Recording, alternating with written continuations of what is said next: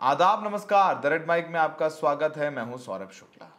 देश के सामने कई बड़े सवाल हैं।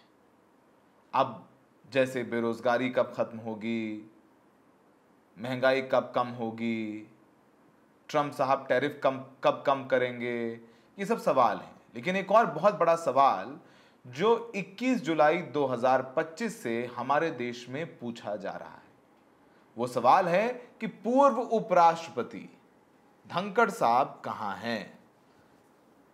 पूर्व उपराष्ट्रपति जगदीप धनखड़ ने 21/7/2025 को स्वास्थ्य कारणों का हवाला देते हुए उपराष्ट्रपति पद से इस्तीफा दे दिया था।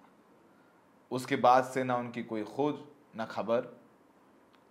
बहुत लोग सवाल पूछते रहे कि धनखड़ साहब क्या सामने आएंगे, बोलेंगे, कुछ बताएंगे, हुआ क्या, वाकई में तबीयत खराब है या कुछ और मामला है।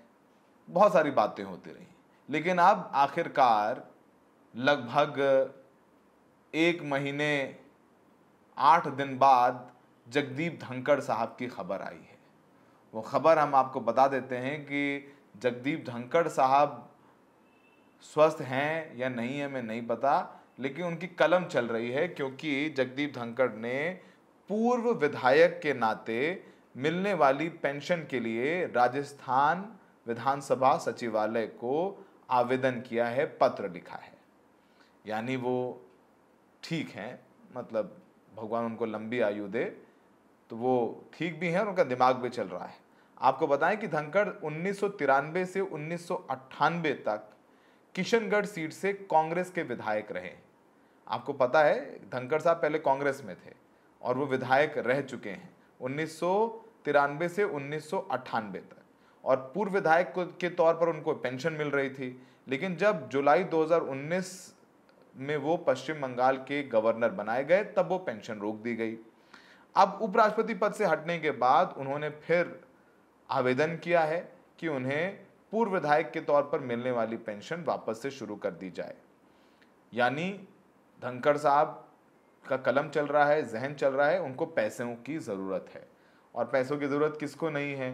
धनखड़ साहब का अधिकार है उनकी पेंशन मिलना, तो अपना अधिकार मांग रहे हैं। और जो जानकारी मिली है दैनिक भास्कर की खबर के मुताबिक कि विधानसभा सचिवालय ने धनखड़ की पेंशन के आवेदन पर कार्रवाई शुरू कर दी है और उन्होंने उपराष्ट्रपति पद से इस्तीफा मंजूर होने की तारीख से पूर्व विधायक की पेंशन मिलना शुरू हो जाएगी। हो सकता है कि अगले महीने से उनको पेंशन मिलने लग जाएगी। अब जैसे ही ये खबर आई तो फिर थोड़ी एक्टिविटी हुई।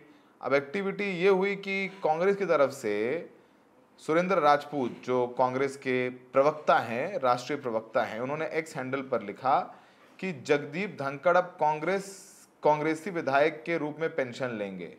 ये राज्यसभा में अपने आप को संघी कहते थे, यानी आरएसएस वाला कहते थे। और उन्होंने आज तक की खबर को शेयर किया है, जिसमें लिखा है कि पूर्व उपराष्ट्रपति जगदीप धनखड़ ने राजस्थान विधानसभा से पेंशन के लिए आवेदन किया है। 1993 में वो कांग्रेस के टिकट पर किशनगढ़ से विधायक बने थे। नियम कहते हैं कि 74 साल के धनखड़ को करीब 42,000 रुपये मासिक पेंशन मिलेगी। दरअसल राजस्थान में नेताओं के लिए दोहरी तिहरी पेंशन व्यवस्था लागू है, जिसके तहत सांसद और विधायक दोनों रहे नेता दोनों पदों की पेंशन ले सकते हैं। ये आज तक ने अपने हैंडल पर लिखा तो राजपूत साहब ने उसको ट्वीट कर दिया। तो कांग्रेस कह रही है कि भाई आप अपने आप को आरएसएस से कहते थे, लेकिन पेंशन आपको चाहिए कि कांग्रेस के टिकट पर आप विधायक बने थे, उसकी पेंशन चाहिए। अब आपको बताएं कि विधायक का जैसे ही कार्यकाल पूरा होता है पेंशन मिलनी शुरू हो जाती है। और अगर पूर्व विधायक किसी भी सरकारी पद पर मनोनीत किए जाते हैं या मंत्री बन जाते हैं तो उसके बाद ये पेंशन बंद कर दी जाती है। सरकारी पद से कार्यकाल पूरा होने के बाद फिर सूचना दी जाती है विधानसभा सेक्रेटेरिएट को और फिर ये पेंशन शुरू कर दी जाती है। उसी प्रक्रिया के तहत धनखड़ साहब ने अपना आवेदन किया है। अब धनखड़ साहब को 3 पेंशन मिलेंगी। पहली पेंशन उपराष्ट्रपति के तौर पर, वैसे उनका कार्यकाल 2027 में खत्म होना था, लेकिन पहले ही उनकी तबीयत खराब हो गई और भगवान जाने क्या हुआ, बहुत सारी बातें हैं। पहले उनको 3 तरीके की पेंशन मिलेंगी, एक पूर्व उपराष्ट्रपति, पूर्व सांसद और पूर्व विधायक के तौर पर। पूर्व राज्यपाल को हमारे देश में पेंशन नहीं मिलती है, इसलिए धनखड़ को भी पूर्व राज्यपाल की हैसियत से पेंशन नहीं मिलेगी। आपको बताएं कि धनखड़ साहब जाट हैं और झुंझुनू राजस्थान के रहने वाले हैं, एलएलबी हैं और वकालत करते रहे और सुप्रीम कोर्ट हाई कोर्ट में वकालत की है, हाई कोर्ट बार एसोसिएशन के अध्यक्ष रहे और 1989 में सांसद बने थे झुंझुनू से जनता दल के टिकट पर। तो मतलब वो भी तब भी बीजेपी से नहीं थे और राज्य मंत्री भी रहे 1990-91 में चंद्रशेखर की सरकार में। 1991 में लोकसभा भी लड़े कांग्रेस की टिकट पर, अजमेर से वो हार गए। फिर राजस्थान के किशनगढ़ से विधायक रहे, 2003 में भाजपा में शामिल हुए और फिर कई पदों पर रहे और अंत में 2019 में उनको बनाया गया राज्यपाल। अब मोहन धनखड़ साहब तो हैं, ये तो पता चल गया कि धनखड़ साहब हैं, एक्टिव हैं, लेकिन 40 दिन से वो मौन व्रत पर चल रहे हैं। परिवार से भी किसी का कोई बयान नहीं आया है और परिवार से जिनका संपर्क हुआ वो कह रहे हैं कि इन दिनों धनखड़ साहब आराम कर रहे हैं। और आपको पता ही है 9 सितंबर को देश को नया उपराष्ट्रपति मिल जाएगा। राधा कृष्णन एनडीए के उम्मीदवार हैं तो सुदर्शन जी इंडिया गठबंधन के उम्मीदवार है। अब सवाल ये है कि धनखड़ साहब राजस्थान चले जाएंगे या दिल्ली में ही सरकारी आवास में शिफ्ट होंगे।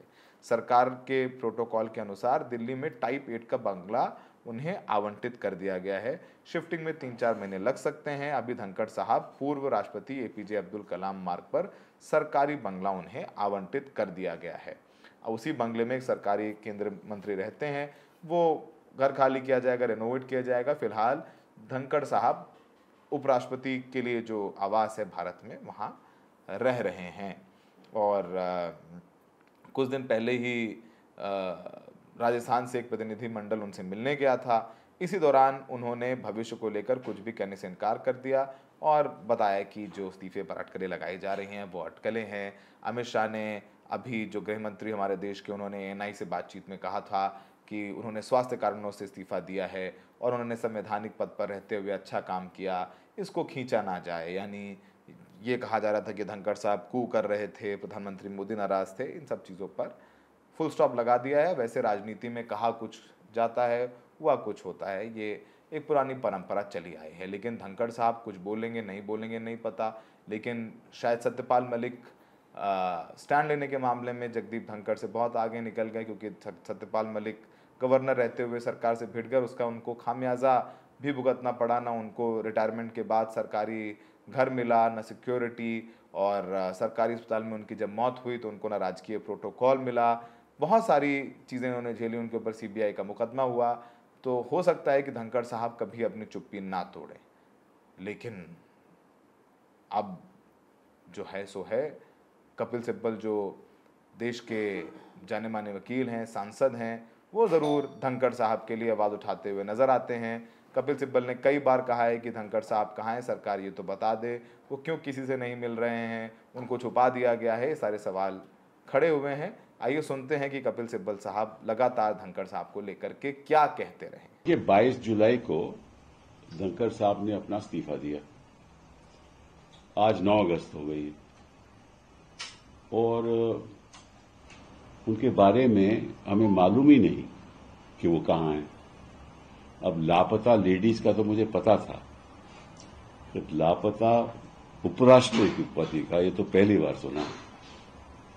अभी हमारे उपराष्ट्रपति थे और जिस तरह से उन्होंने